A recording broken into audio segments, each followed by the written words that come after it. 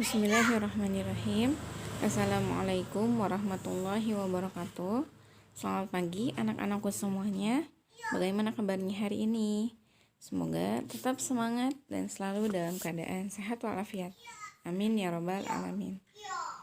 Anak-anakku semuanya, pada pembelajaran IPS hari ini kita akan membahas mengenai pengaruh kondisi geografis Indonesia terhadap kondisi sosial ekonomi di negara Indonesia. Sebelum kita mulai, mari kita berdoa. Bismillahirrahmanirrahim. Rabbi zidni ilman warzuqni fahman. Amin ya rabbal alamin. Anak-anakku semuanya, negara Indonesia terbentang dari Sabang hingga Merauke dan dari Miangas hingga Pulau Rote. Negara Indonesia lebih dari setengahnya berupa lautan. Maka dari itu, anak-anakku sudah pasti tahu bahwa negara Indonesia disebut sebagai negara maritim. Sebagai negara kepulauan dan negara maritim, sudah pasti akan memberikan pengaruh terhadap kehidupan masyarakatnya. Pada pertemuan kemarin, Ibu sudah menyampaikan bentuk kekayaan yang berasal dari sumber daya kelautan yang dimiliki oleh negara Indonesia. Ada 4 ya. Yang pertama, Ibu ingatkan lagi, sumber daya alam kelautan terbarukan. Kemudian ada sumber daya alam kelautan yang tidak terbarukan atau yang tidak diperbaharui, yang tidak bisa diperbaharui. Yang ketiga ada energi kelautan. Yang keempat ada jasa-jasa lingkungan kelautan dan pulau-pulau kecil untuk pariwisata bahari. Pada pertemuan hari ini, Ibu akan menyampaikan tadi pengaruh kondisi geografis terhadap kondisi sosial dan ekonomi masyarakat Indonesia. Yang pertama ada pengaruh kondisi geografis Indonesia terhadap kehidupan sosial. Indonesia merupakan negara kepulauan ya, dengan puluhan ribu pulau yang dipisahkan oleh selat dan laut.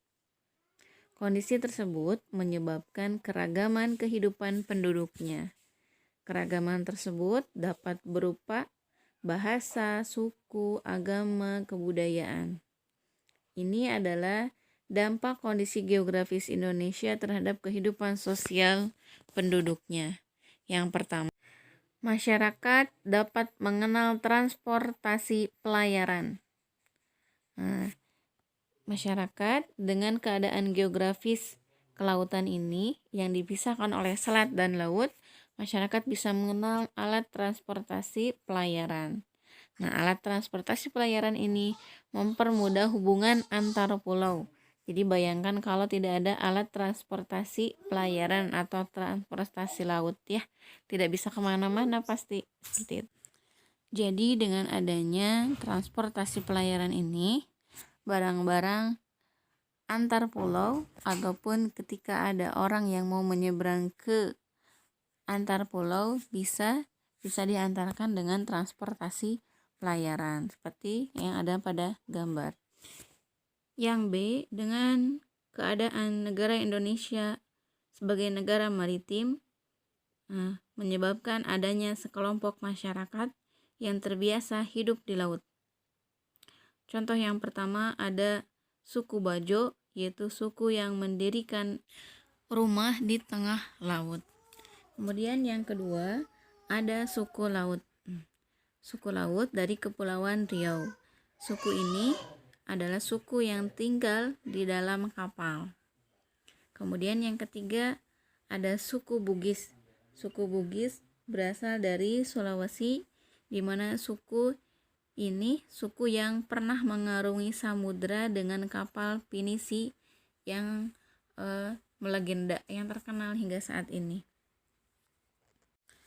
Selanjutnya, pengaruh yang ketiga terhadap kondisi sosial penduduk yang ada di Indonesia, yaitu adanya kelompok masyarakat yang mendirikan permukiman di wilayah pesisir. Misalnya ada kampung Pulau Pancikan dari Gresik, Jawa Timur yang berisi keturunan Arab. Kemudian ada permukiman Lasem di Rembang, Jawa Tengah. Permukiman ini dikenal dengan Cina kecil. Kemudian ada kampung Madras di Medan, Sumatera Utara yang disebut India kecil. Dampak yang selanjutnya yaitu terjadinya pembauran budaya luar dengan budaya lokal. Contohnya batik Lasem yang motifnya gaya Tiongkok. Jadi batik itu kan berasal dari negara kita ya, dari negara Indonesia. Dimodifikasikan atau digabungkan dengan budaya luar, yaitu budaya Tiongkok, di mana motif batiknya itu berasal dari gaya-gaya Tiongkok seperti itu. Kemudian yang terakhir, dampaknya adalah masyarakat Indonesia mengenal teknologi dari negara-negara lain. Seperti itu. Itu dampak yang pertama dari kehidupan sosial masyarakat Indonesia.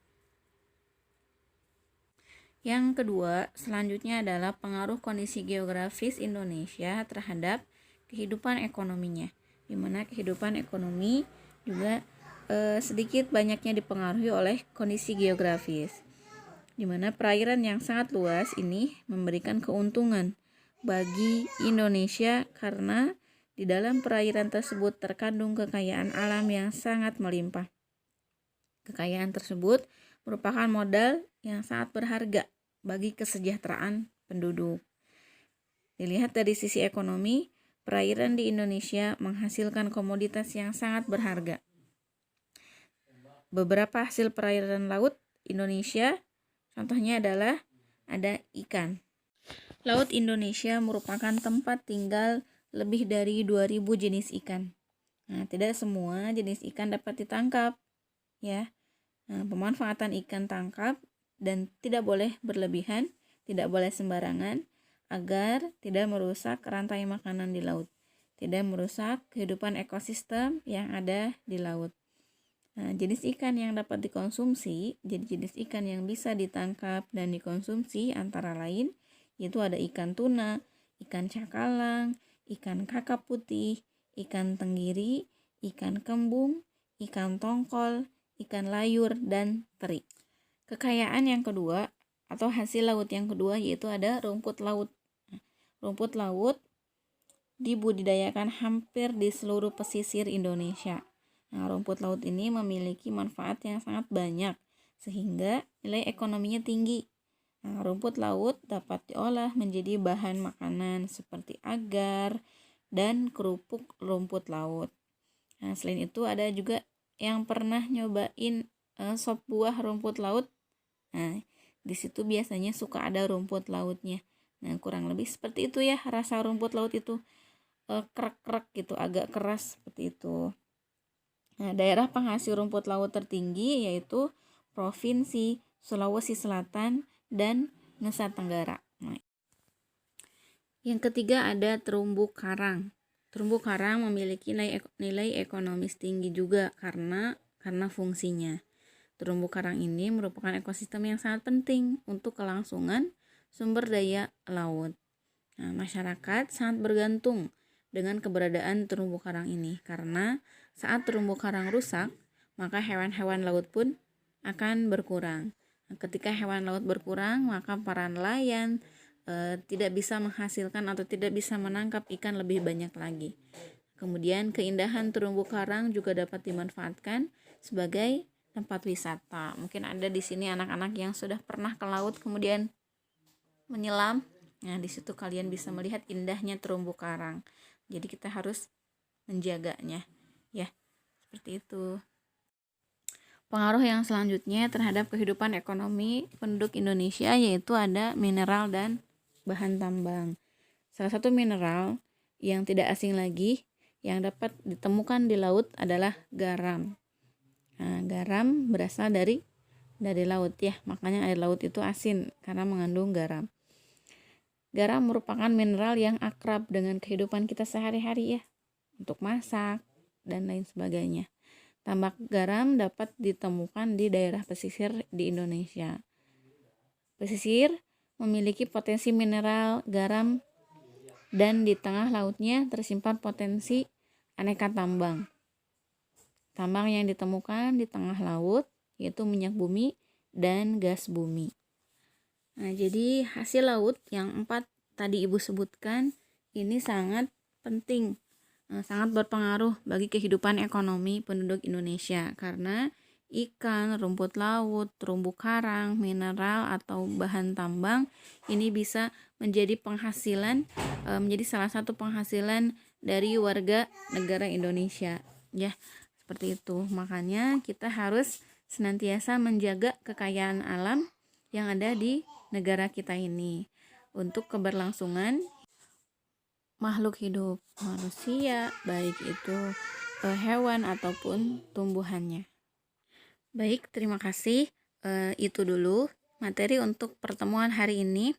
Kita lanjutkan pekan depan insya Allah dengan pengaruh kondisi geografis Indonesia terhadap budaya dan transportasinya. Ibu tutup dengan membaca Alhamdulillahirrabbilalamin, dan tugasnya adalah kalian hanya menyimak materi yang Ibu sampaikan di pertemuan hari ini. Disimak dari awal sampai akhir ya. Semoga bisa difahami dan bermanfaat untuk kita semuanya. Wassalamualaikum warahmatullahi wabarakatuh. Sampai jumpa lagi pekan depan. Tetap semangat dan jaga kesehatan selalu ya.